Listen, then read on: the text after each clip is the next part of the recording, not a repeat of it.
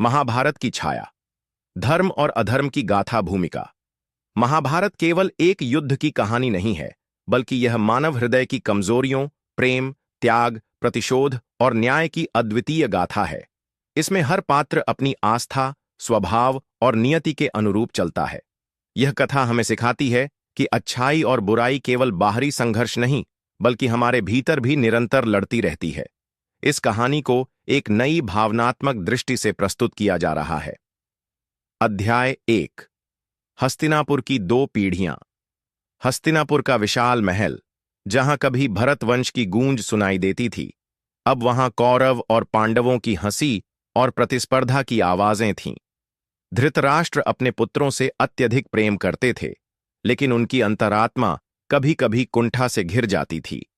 एक दिन जब उन्होंने सुना कि भीम ने उनके प्रिय पुत्र दुर्योधन को कुश्ती में पराजित कर दिया, तो उनका दिल रो पड़ा, लेकिन वे पिता के रूप में मुस्कराए। गांधारी, जिन्होंने अपने पति के प्रति प्रेमवश आंखों पर पट्टी बांध ली थी, अंदर ही अंदर जानती थीं कि उनका पुत्र अहंकार के अंधकार में डूब रहा है, लेकिन मां की ममता उसे कभी डांटने नहीं देती। उधर पांडु के पुत्र पांडव अपनी मां कुंती की छत्र छाया में पल रहे थे। कुंती के हृदय में हमेशा एक दर्द था, अपने पुत्रों को पिता का स्नेह न दे पाने का। जब अर्जुन पहली बार धनुष उठाता, तो उसकी आंखों में गर्व और आंसू दोनों होते। अध्याय 2। छल और षड्यंत्र। शकुनी की आंखों में जलता हुआ क्रोध था। उसे अपने बहन के साथ हुए अन्याय का बदला लेना था। धीरे धीरे उसने दुर्योधन के कोमल हृदय को घृणा और प्रतिशोध की आग में जला दिया। जब पांडवों को लाक्षागृह भेजा गया, तो कुंती की आंखों में भय था। वह समझ गई थी कि कुछ अनहोनी होने वाली है। जब महल में आग लगी, तो दुर्योधन के चेहरे पर क्रूर मुस्कान थी, लेकिन विदुर के हृदय में एक पिता की करुणा थी। जब पांडव जंगल में भटक रहे थे, तब द्रौपदी का स्वयंवर हुआ। जब अर्जुन ने मछली की आंख को भेदा, तो उसकी आंखों में केवल विजय की चमक नहीं, बल्कि अपने भाइयों और मां के लिए पुनः सम्मान अर्जित करने की भावना थी। अध्याय 3। द्रौपदी का अपमान और युद्ध की आग। जब युधिष्ठिर ने जुए में अपना सब कुछ खो दिया, तो उनके माथे पर पसीना छलक आया। उन्होंने दुर्योधन की ओर देखा, लेकिन वहां केवल क्रूरता थी। जब द्रौपदी को भरी सभा में खींचकर लाया गया, तो उसकी आंखों में अपमान के आंसू थे, लेकिन होठों पर साहस की मुस्कान।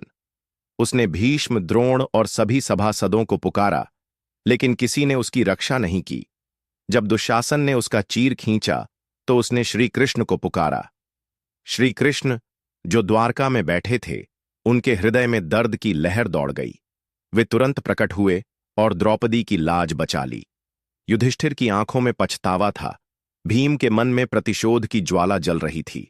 दुर्योधन की आंखों में केवल अहंकार था, जिसे वह एक दिन बहुत भारी कीमत देकर चुकाएगा। अध्याय 4। कुरुक्षेत्र की रणभूमि। युद्ध के पहले दिन अर्जुन ने जब अपने ही बंधुओं को देखा, तो उनका हृदय कांप उठा। उनका धनुष हाथ से छूट गया।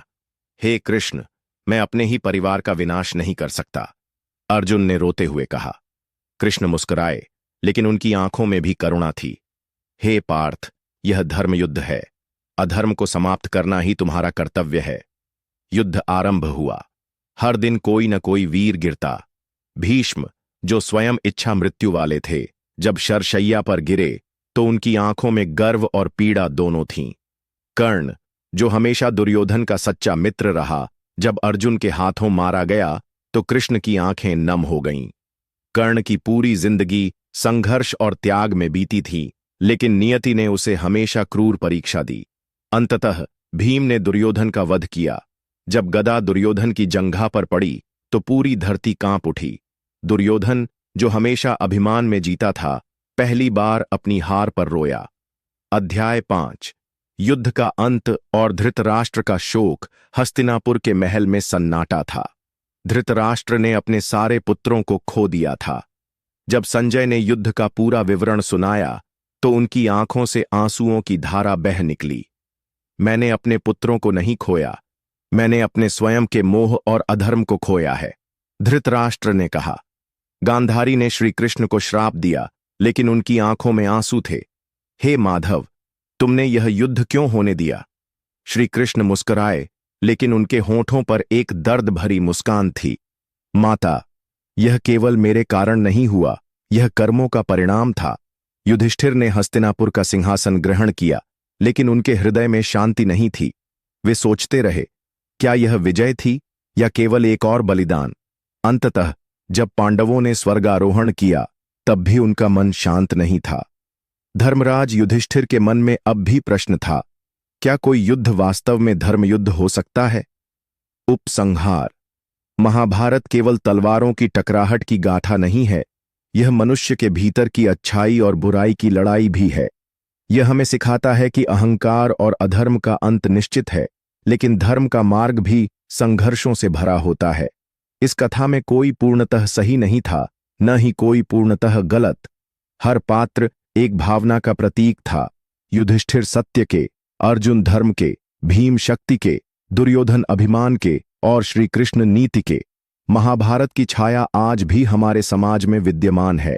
यह हमें सिखाती है कि हर युद्ध केवल बाहरी नहीं